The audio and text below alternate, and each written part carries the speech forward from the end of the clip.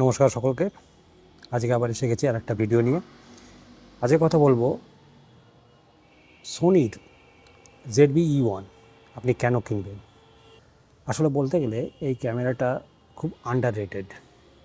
তাহলে আবার বলি, কেন আপনি সোনির ZV-E1 ক্যামেরাটা কিনবেন। চলুন দেখা যাক।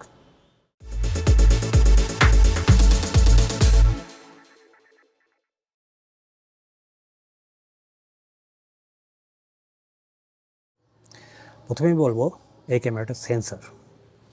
এই ক্যামেরাটার সেন্সার সোনির ফ্ল্যাগশিপ ক্যামেরা A7S3, FX3 আর FX6-এ ব্যবহার হয়েছে। এখানে সোনি A7S3 হচ্ছে গিয়ে হাইব্রিড ক্যামেরা, মানে ফটোগ্রাফি এবং ভিডিওগ্রাফির জন্য। এটার মধ্যে একটা মেকানিক্যাল শাটার আছে, যার জন্য আর কি ফটোগ্রাফিটাও without any type of flicker খুব সুন্দরভাবে নেওয়া যায়।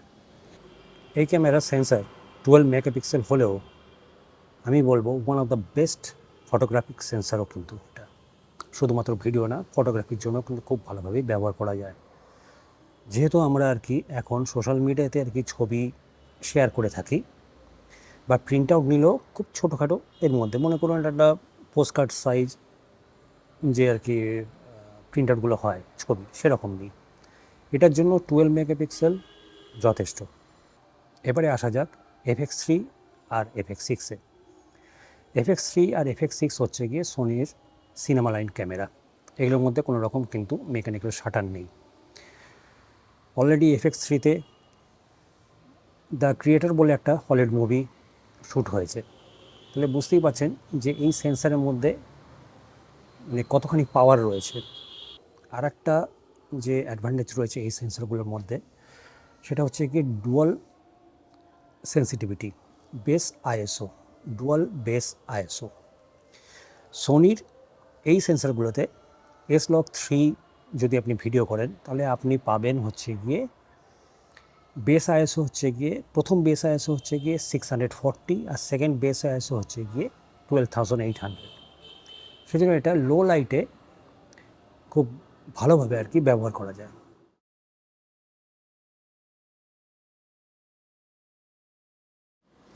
এবার আসি দ্বিতীয় পয়েন্ট, ফ্রেম রেট নিয়ে। এই ক্যামেরায়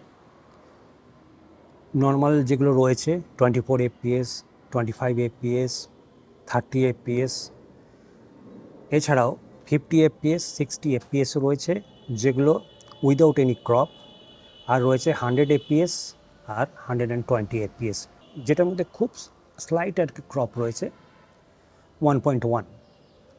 ওটা সত্যি করে বলতে গেলে নেগলিজিবল, খুব হাই কোয়ালিটি। আরেকটা পয়েন্ট এখানে বলবো, সেটা হচ্ছে গিয়ে ফুল এইচডি মোডে আপনি আপ টু 240 FPS অবধি পেতে পারেন। এটা কিন্তু ফুল এইচডি কোয়ালিটিও কিন্তু খুব ভালো।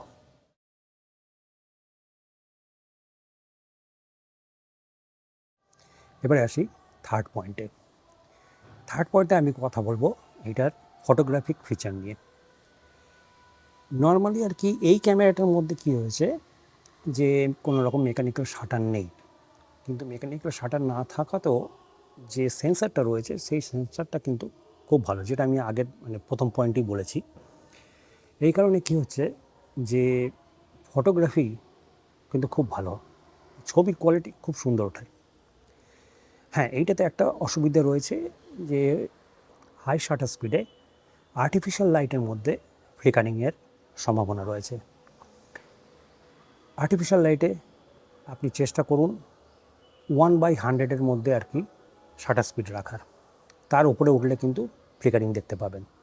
দিনের বেলায় এরকম কোনো অসুবিধা নেই, যত খুশি ছবি তুলুন। আর রোলিং শাটার এটার মধ্যে যেহেতু খুব কম, সেই জন্য ইলেকট্রনিক শাটারে কিন্তু খুব ভালোভাবে ছবি ওঠে, কোনো অসুবিধা নেই এরকম দিনের আলোয়।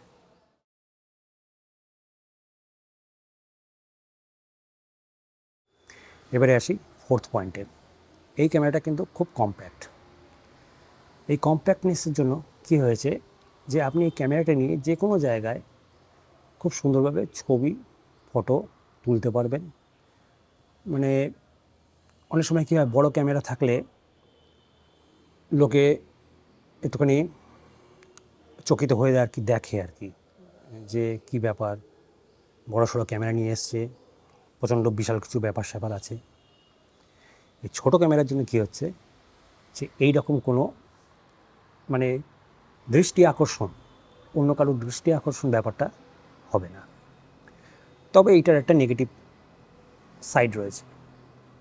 এই ছোটো কম্প্যাক্ট সাইজ হওয়ার জন্য হিট ডিসিপেশন কিন্তু একটু খারাপ। মানে ভিডিওর ক্ষেত্রে বিশেষভাবে যদি হাই ফ্রেম রেটে আর কি ভিডিও তোলেন, তাহলে কিন্তু ওভারহিটিং চান্সটা রয়েছে।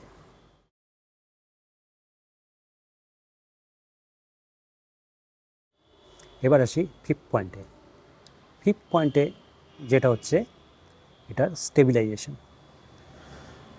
এটার মধ্যে যে ডাইনামিক স্টেবিলাইজেশনটা রয়েছে সেটা কিন্তু অলমোস্ট গিম্বল লাইক।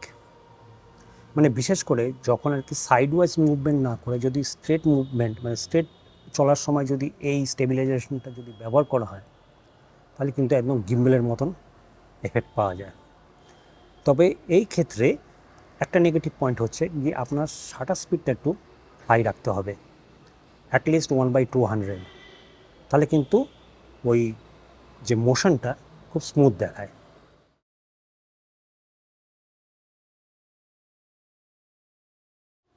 এবারে আসি আরও কিছু খুচরো জিনিসের মধ্যে, যেরকম এটার মধ্যে রয়েছে অটো ফ্রেমিং। এর আগের আমি ভিডিওতে এই ফিচারগুলো দেখিয়েছি, অটো ফ্রেমিং একটা। তাছাড়া আছে গিয়ে অটো ট্র্যাকার। মানে অটো ট্র্যাকারে কী করবে, অটোমেটিক্যালি যে সাবজেক্ট রয়েছে তাকে আর কি in the middle of the screen রাখবে। আর এরপর হচ্ছে যে যেমন হচ্ছে সিনে ভ্লগ হচ্ছে গিয়ে ওই সিনেমেটিক আর কি ভ্লগিং টাইপের, ওপর নিচেরটা ব্ল্যাক বার রাখবে, এরকম টাইপের। আর এছাড়াও আর একটা জিনিস আছে, সেটা হচ্ছে গিয়ে ভার্টিক্যাল ভিডিও। এটাতে মধ্যে করা যায় খুব সুন্দর করে। এটাকে যদি আমি ভার্টিক্যাল করে দিই, তাহলে অটোমেটিক্যালি সেটা ভার্টিক্যাল ভিডিও হিসেবে নিয়ে নেবে। আর একটা জিনিস এখানে অবশ্যই আমি বলবো, সেটা হচ্ছে গিয়ে মার্কিং। খুব সুন্দর মার্কিং অপশন আছে, যেখানে কি নানান টাইপের ফরম্যাট আপনি স্ক্রিনের মধ্যে দেখতে পাবেন, সেই অনুযায়ী আপনি কম্পোজ করতে পারবেন আপনার ভিডিও। এটার মধ্যে কিন্তু ভার্টিক্যাল মার্কিংও আছে, যে এরকমভাবে হরাইজন্টাল রেখেও কিন্তু আপনি ভার্টিক্যাল ভিডিও সেখান থেকে ক্রপ করে নিতে পারবেন, সেরকম টাইপের মার্কিং দেওয়া আছে। আর এছাড়া আছে প্রোডাক্ট শোকেস মোড, সেটা অবশ্যই জানেন। যেমন এই ভ্লগিং ক্যামেরার মধ্যে অলরেডি ZV-E10 কিন্তু এটা দিয়েছিল। তাহলে মোটামুটি দেখে নিলাম যে ZV-E1 মধ্যে বা ZV-E1 মধ্যে সত্যিকারে বলতে গেলে কী আমরা পাচ্ছি। এই ক্যামেরাটা আমি আগেই বলেছি প্রচণ্ড আন্ডাররেটেড, কিন্তু সত্যিকারে বলতে গেলে এই ক্যামেরাটা কিন্তু ভ্লগিং ক্যামেরা নয়। এই ক্যামেরা দিয়ে আপনি অনেক রকম কাজ করতে পারেন। খুব আন্ডাররেটেড ক্যামেরা, কিন্তু অসাধারণ ক্যামেরা। আমি নিয়েছি, আমি ব্যবহার করছি, অলরেডি এই ভিডিওটা হচ্ছে এই ক্যামেরাতেই। সেই জন্য আমি জানি যে এটার মধ্যে কী ক্যাপাবিলিটিস আছে।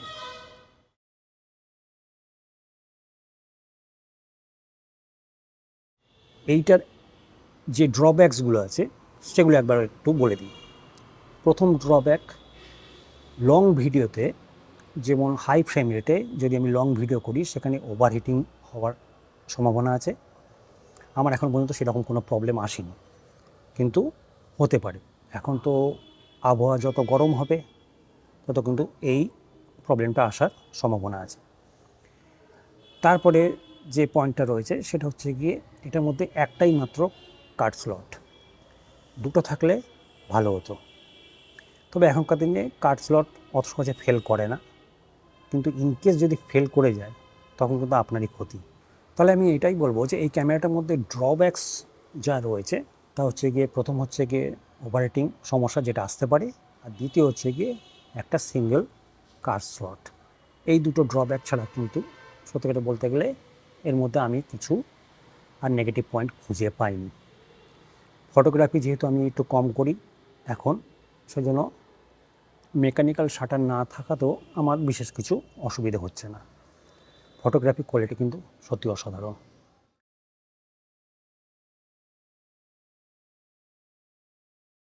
ভিডিওটা আপাতত এখানেই শেষ করছি।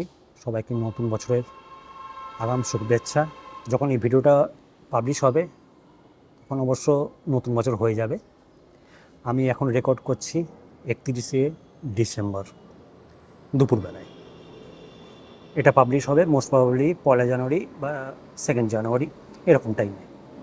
সেজন্য নতুন বছরের শুভেচ্ছা, সবাই ভালো থাকবেন, নমস্কার।